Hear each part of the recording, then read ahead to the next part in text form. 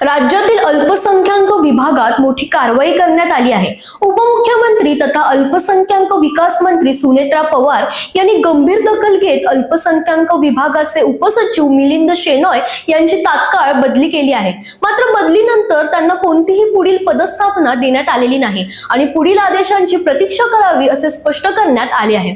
28 जानेवारी 2026 रोजी बारामती जवळ अजित पवार यांच्या विमान अपघाताच्या दिवशीच मंत्रालयातून 75 शैक्षणिक संस्थांना अल्पसंख्याक दर्जा प्रमाणपत्र देण्यात आल्याचे समोर आले होते।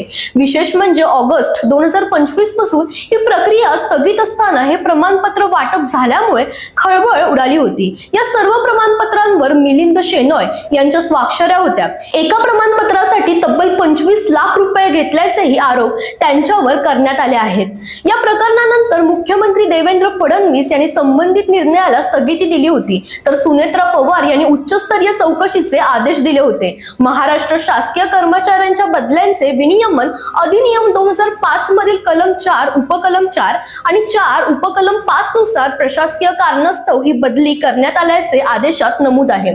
अल्पसंख्याक निधी पारदर्शकतेपणे वितरित व्हावा आणि दोषींवर कठोर कारवाई व्हावी असे स्पष्ट निर्देश देण्यात आले आहेत। या कारवाईमुळे मंत्रालयात मोठी खळबळ उडाली आहे। दरम्यान तुम्हालाही अशाच पॉलिटिक्स रिलेटेड अपडेट्स हव्या असतील तर इंडिया लीडरला फॉलो करायला विसरू नका।